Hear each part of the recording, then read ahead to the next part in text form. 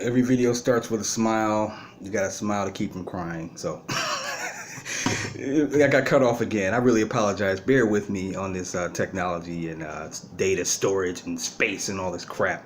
I'm gonna get it together and give me a SD card just for these videos.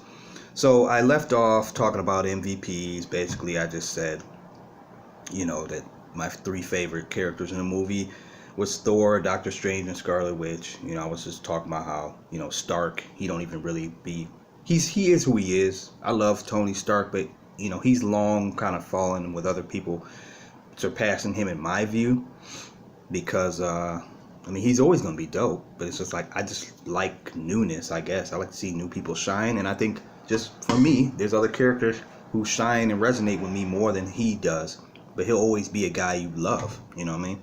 It's like having a brother versus having new best friends or something, Anyway, so just to get this video done before I run out of more space, my mark out moment, which I talked about earlier in the first part of this epic 4-part video, 4 or 5 part segments I have, mark out moment, by no coincidence, my MVP, Thor Odinson.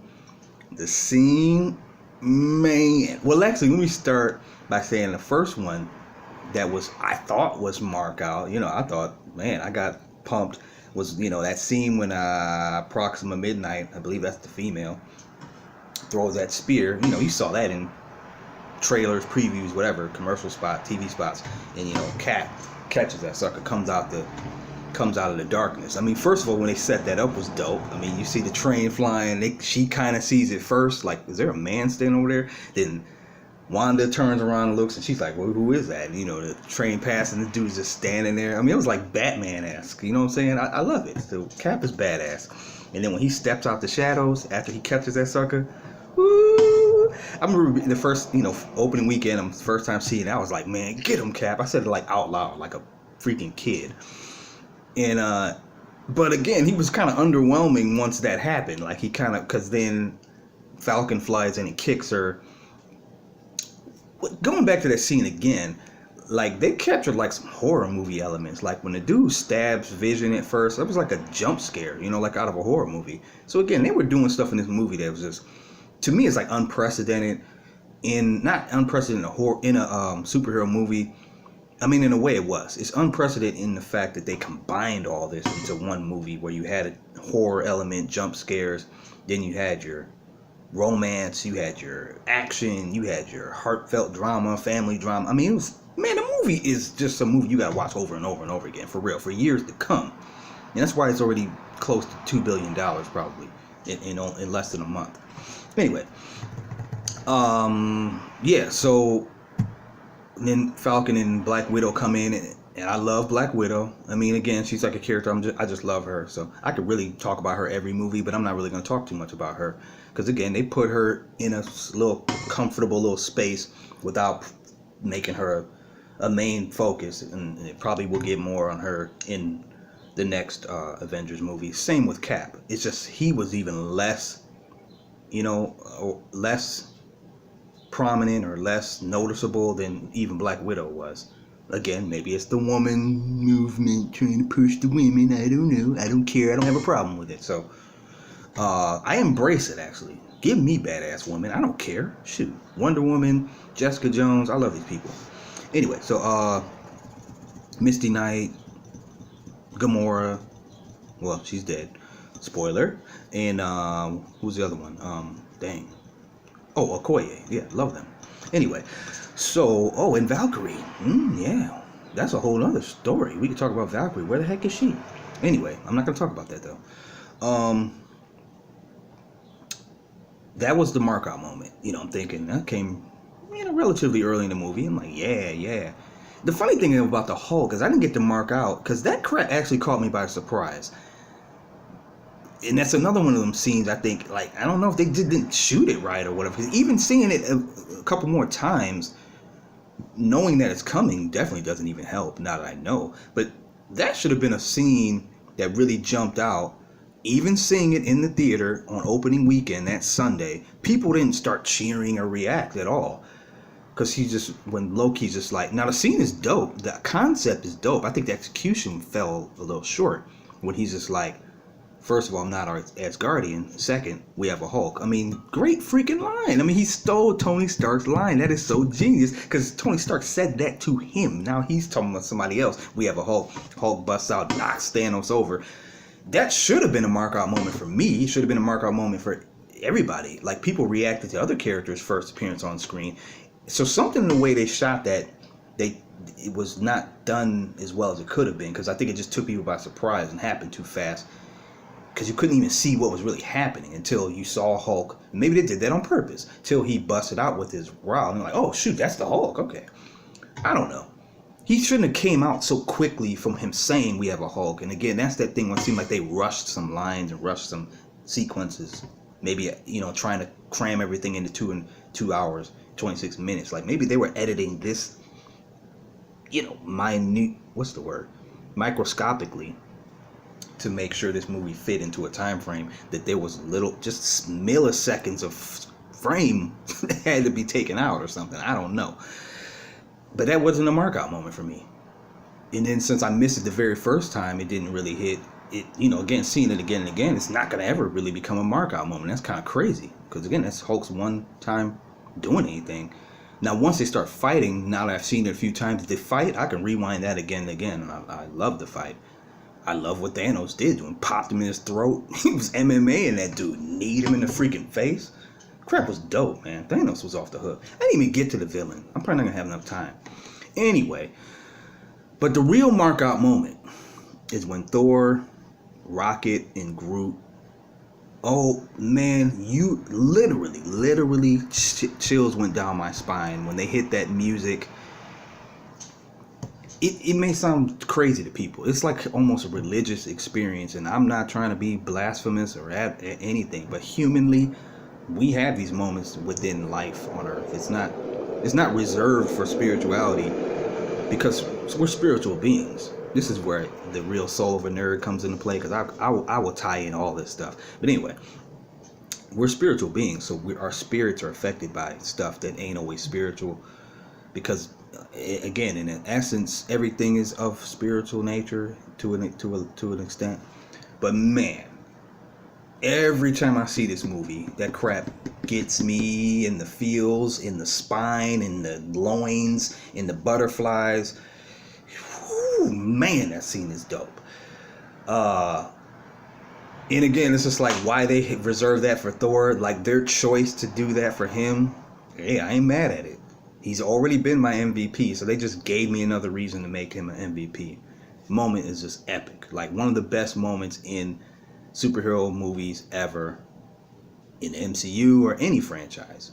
Like that, again, not to knock DC, but Superman's return to beat up Steppenwolf in Justice League, that was dope. Don't get me wrong, but come on, in comparison, the setup was dope. Like, and again, it took me by surprise. And call me stupid, I didn't even know that was coming. Yeah, you saw his hand tingling in the scene before where I thought it was dope that Groot, and I saw that coming. Now, I did see that coming.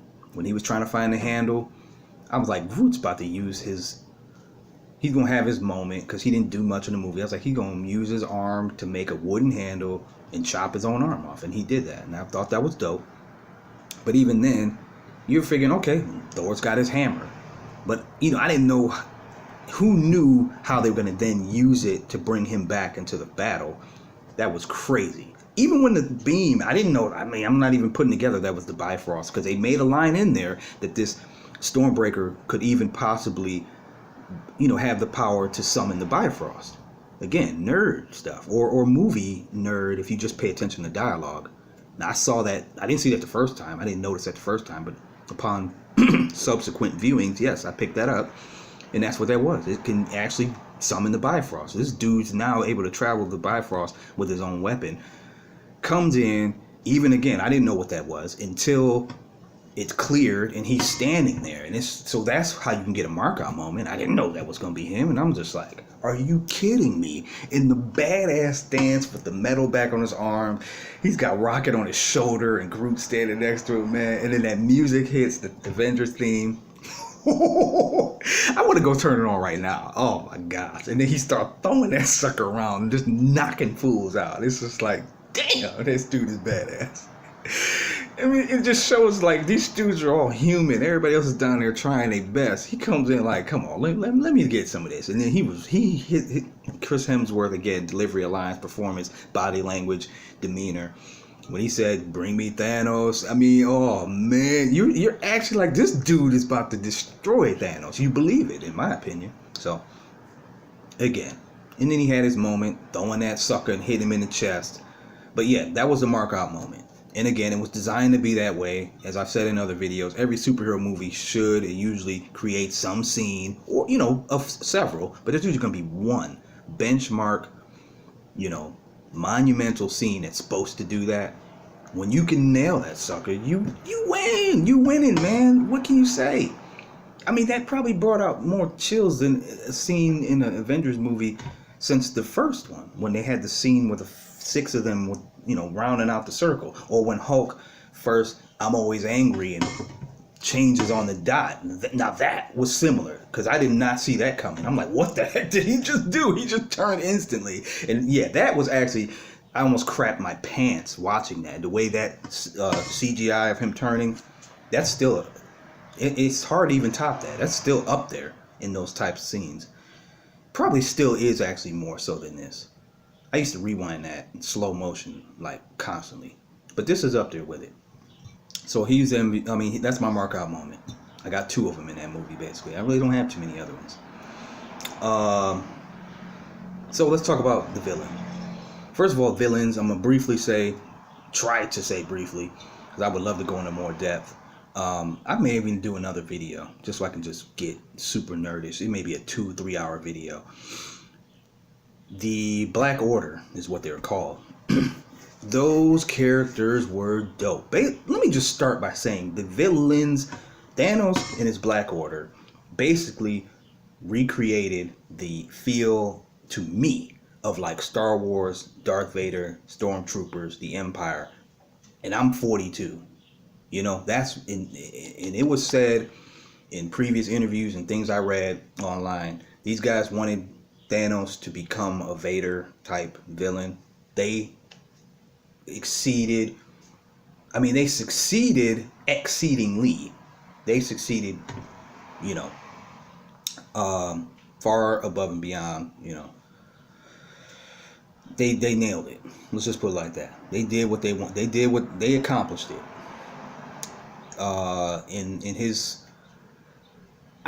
The one big dude who was carrying his little weapon, you know, there's always like, they seem to have like the one big grunt of a villain group. So he really was weak. He was kind of whack, actually.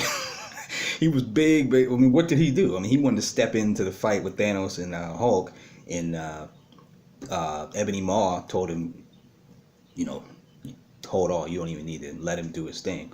So he didn't even really get to do nothing, but he was still intimidating. I'll admit that.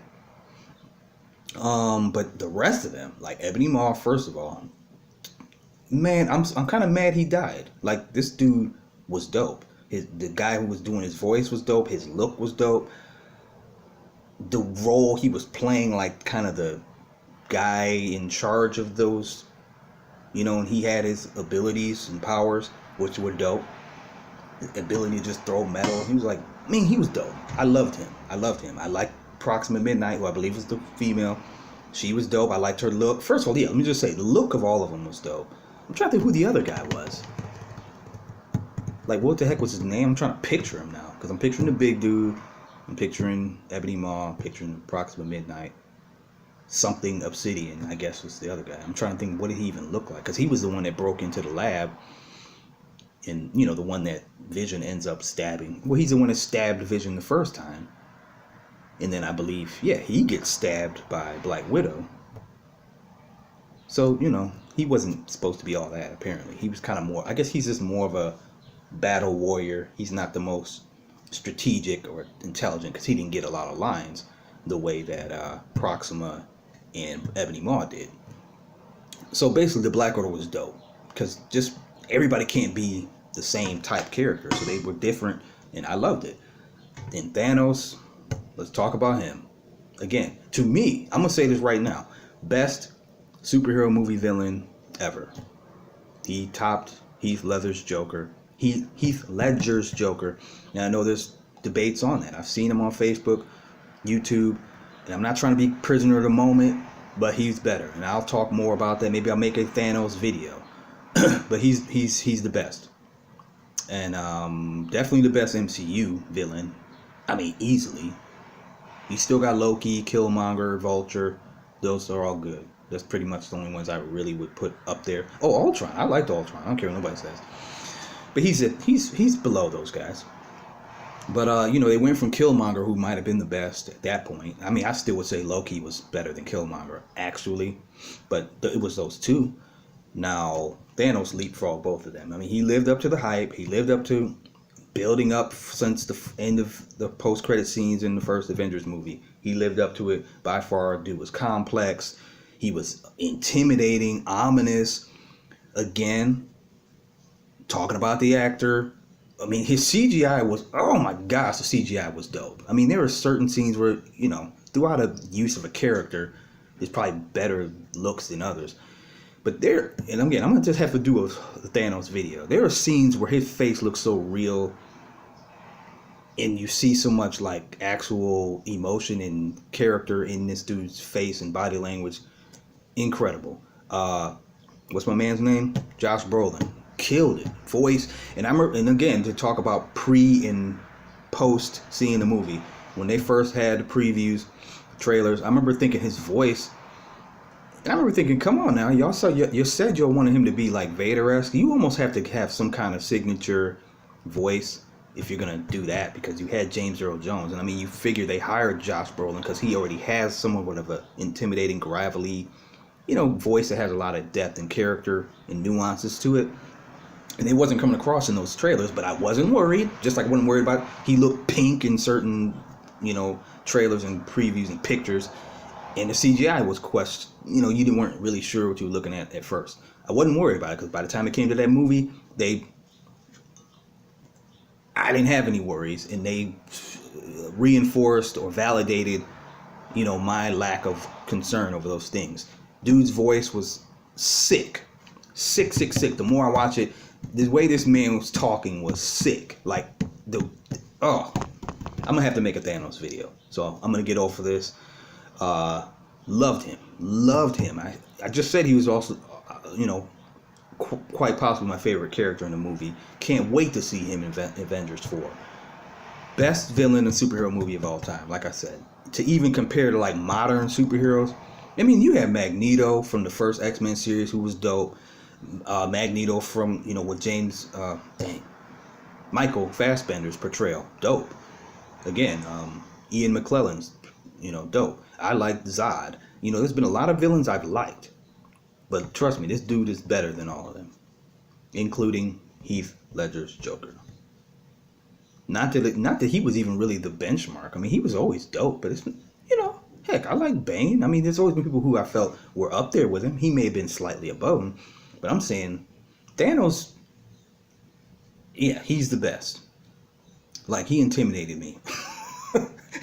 For real. And the more I watch it, and he had depth, and to capture this type of acting performance, I've even heard people say that it could be Oscar worthy. And at first, I'm not thinking that really, but if you really look at it, and we watched that movie a few times, man, it is, considering he's a CGI character, man, that dude killed that. Josh Brolin, respect, bro. Man, casting. They know what they're doing. That's all I can say. So, to close this out, action and effects. Let's see if I can get this done in less than 20 minutes, because I'm already at 19. Well, I'm probably not. I'm like 19, about to be 19 minutes and 30 seconds. So fine. If we can get it done in 25 or before I get cut off, that'll be great. Action and effects, I'm just going to breeze by this. The movie, I kind of assumed was going to be more of a cerebral, storytelling and emotional based storytelling and, plot story than action. And it was. So to what level? I knew it would be to some level, but, I kind of probably still expected more action set pieces. But again, that's my first time watching. I walked out thinking that there may not have been enough action. But watching it a few more times, plenty of action. Plenty of action. I think it's easy to overlook the train scene fight. It's easy to overlook that first scene. Well, it's kind of the first scene in New York. It's actually easy to overlook that because it looks like action, but it's doper seeing it again and again because of what they were doing as opposed to just like the typical hand to hand and everybody shooting stuff. Like they were using props, like throwing things at each other with powers. You understand what I'm saying? And it was just action based on like the activity as opposed to the actual combat between two guys or three guys or whatever. You know what I mean? That's why I look at it. Spider-Man was flying around. It was just action, like it was an intense pace of stuff that was happening as opposed to actual fighting, if that makes sense. In that first New York scene. Everything after that is great, dope action. Like I said, it took me a while to even appreciate how dope the scene is, which I said is probably should be my favorite, is the scene where they are about to get the glove off of Thanos. Like I said, that one-on-one thing with him and Doctor Strange was freaking monumental to me. It's epic. It was dope. Not a single punch thrown, basically, between them two dudes. And then obviously the Wakanda scene, which to me it's almost like because it's so big, it didn't stand out. It's like what you expect from it. There was no standout moments from that. I mean, of course, when Wanda jumps out there and takes those little grindy tank things and moves them and running over all of those creatures. Oh, they were freaky too. Good CGI, whatever design on them ugly looking things. But anyway, when that happens, that was dope. And of course, Okoye's like, why was she up there all this time? Great line. That's classic Marvel throwing a line in there. And it's true to Okoye from Black Panther. So you almost wonder how much input did Ryan Coogler or whoever was writing. Well, he wrote his movie anyway. How much input did he have for that line particularly? Because it was true to her character in the tone of Black Panther. And it just fit perfectly in that moment. Now, that was a line that wasn't rushed. I laughed the first time I heard it, and it was silent. It was perfectly done. But see, other ones they messed up on, in my opinion. And every time I saw it, people laughed at that. So the action was played down a bit. But I'm gonna say it was great. After I saw it 4 times, I'm saying it's fine. It's perfectly fine. Fits into the movie perfectly. It's secondary. Probably almost just beneath the story of these characters, the relationships, their emotions that they're going through as they know they're like facing an impending doom.